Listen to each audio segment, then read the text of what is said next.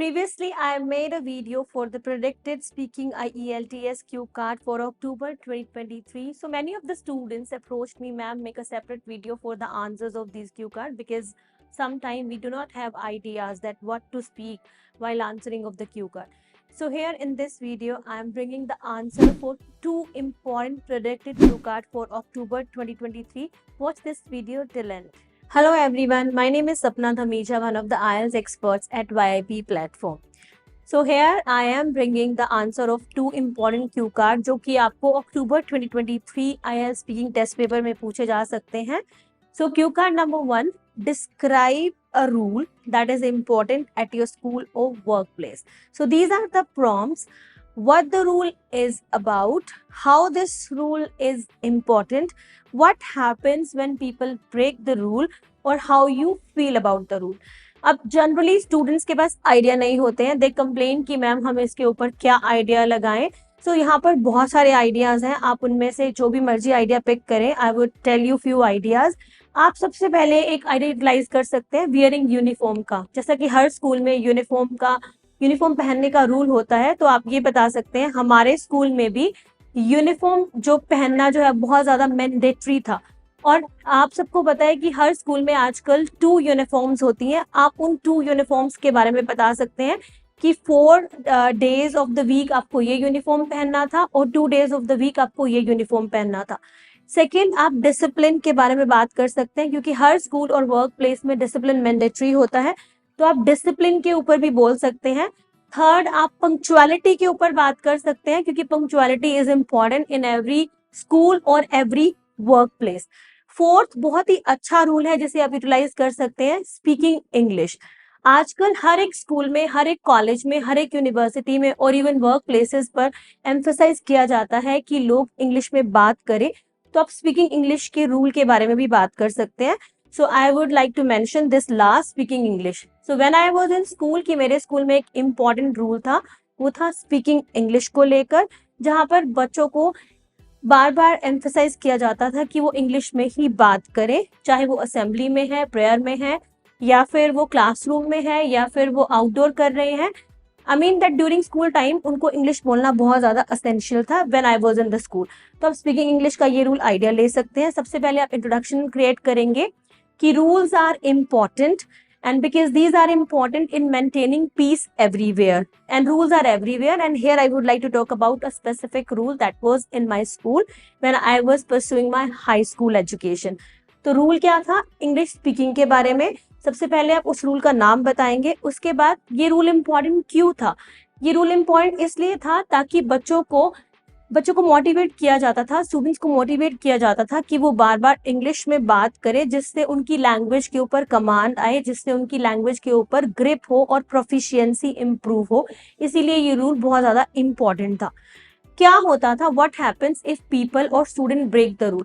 जब भी स्टूडेंट्स इस रूल को ब्रेक करते थे, जब भी स्टूडेंट इस रूल को फॉलो नहीं करते थे, तो उन्हें इसके लिए पनिश किया जाता था, और वो पनिशमेंट भी मोटिवेशनल थी. उसमें हर क्लासरूम में एक पिगी बैंक होता था. अगर स्टूडेंट जो है किसी टाइम के दौरान इंग्लिश नहीं बोलते हैं, तो टीचर उनसे एक small amount of money like 5 rupees और 10 रुपीज चार्ज करते थे, ताकि उन्हें एक लेसन मिल सके कि हमेशा उन्हें इंग्लिश में ही बोलना है. This was just a motivation part. तो अगर स्टूडेंट्स जो है वो रूल को ब्रेक करते थे, तो उन्हें एक नॉमिनल अमाउंट ऑफ फाइन को पे करना पड़ता था. आप यहाँ पर इस आइडिया को भी पिक कर सकते हैं. In the last part, how you feel about the rule? I was happy, I was so elated, I was glad कि मेरे स्कूल में ये रूल था. बिकॉज ऑफ इस रूल की वजह से I was able to speak appropriately during my school time, and now I am able to speak appropriately at my work place. तो आप स्कूल टाइम के बारे में बात कर सकते हैं कि उस रूल की वजह से मेरे को इस लैंग्वेज के ऊपर, इंग्लिश लैंग्वेज के ऊपर प्रोफिशिएंसी आई, मैं इस लैंग्वेज के ऊपर ग्रिप कर पाई हूँ या ग्रिप कर पाया हूँ, और ये रूल मेरे लिए, मेरे फ्यूचर के लिए बहुत ज्यादा अच्छा प्रूव हुआ. That is why I would say it was really really a commendable rule. So ये आप आइडिया यहाँ पर यूटिलाइज कर सकते हैं.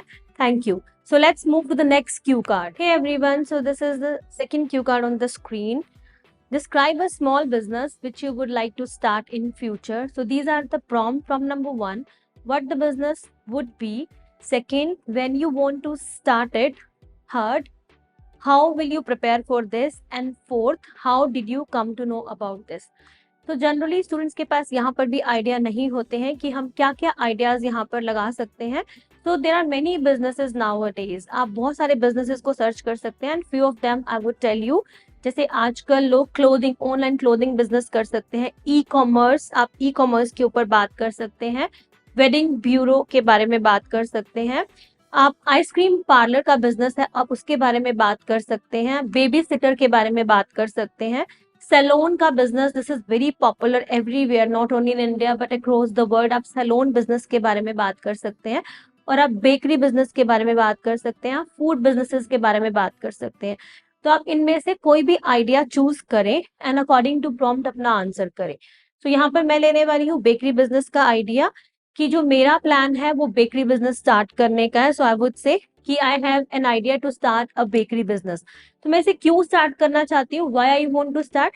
आप यहाँ पर एक बुल एंड कॉक स्टोरी बता सकते हैं अपने एग्जामिनर को कि मैंने प्रीवियसली एक फूड प्रोडक्शन में डिप्लोमा किया है और मैं अपनी डिग्री भी इसी में परस्यू कर रहा हूँ. इसी वजह से मैं इस बिजनेस को स्टार्ट करना चाहता हूँ. और ये आज की डेट में बहुत ही ज्यादा ग्रूमिंग बिजनेस है, इसकी बहुत ज्यादा डिमांड है, क्योंकि बेकरी जो है वो हर नूक एंड कॉर्नर पर डिमांड की जाती है. इसीलिए मैं ये बिजनेस स्टार्ट करना चाहता हूँ. एंड उसके बाद आप ये बिजनेस के लिए क्या क्या प्रिपरेशन करेंगे. सो सबसे पहले मैं जो इसके की एलिमेंट्स है उनके ऊपर फोकस करूंगा कि इस बिजनेस के लिए रिक्वायरमेंट क्या क्या रहेंगी, इस बिजनेस के लिए मुझे कितना फाइनेंस चाहिए और मुझे कितने स्पेस की जरूरत है और क्या क्या फॉर्मेलिटीज हैं, मैं इन सब के ऊपर कंसर्न करूंगा. और उसके बाद I will think to start this business. मैं इस बिजनेस को कब स्टार्ट करने वाला हूँ या कब स्टार्ट करने वाली हूँ, मैं इस बिजनेस को आफ्टर कंप्लीटिंग माई डिग्री, जैसा कि मैंने बताया कि मैं फूड प्रोडक्शन में कोई डिप्लोमा कर रहा हूँ या कर चुका हूँ, या मैं फूड प्रोडक्शन में एक डिग्री परस्यू कर रही हूँ या कर रहा हूँ. उसको कंप्लीट करने के बाद as soon as I will complete my degree, then I am planning to start my own bakery business. Last question है कि आपको इस बिजनेस के बारे में कहाँ से पता चला. सो आप यहाँ पर रिसर्च के ऊपर जा सकते हैं कि मैंने इंटरनेट के ऊपर रिसर्च किया. तो इंडिया में मोर देन 15 ऐसे बिजनेसेस हैं जो आजकल बहुत ज्यादा पॉपुलर हैं. उनमें से ये भी एक ऐसा बिजनेस है जो बहुत ज्यादा डिमांडिंग है. ये एक एमर्जिंग फील्ड है. तो मुझे सबसे पहले इंटरनेट से इसके बारे में पता चला, मैंने कुछ रिसर्च किया और उसमें मैंने टॉप 15 बिजनेसेस में से ये एक बिजनेस सोचा. मुझे लगा कि ये बहुत डिमांडिंग है. और second, when I discuss with my friends, तो उन्होंने भी मुझे सजेस्ट किया. So from two ways, like मुझे रिसर्च से पता लगा, मुझे इंटरनेट रिसर्च से पता लगा जब मैंने बिजनेसेस को रिसर्च किया. एंड सेकेंड, मेरे फ्रेंड्स ने भी मुझे इसके लिए गाइड किया. That's why I am planning to open this, I am planning to emerge, I'm planning to make this business. So hope you can utilize these ideas and it will be very much beneficial. Thank you.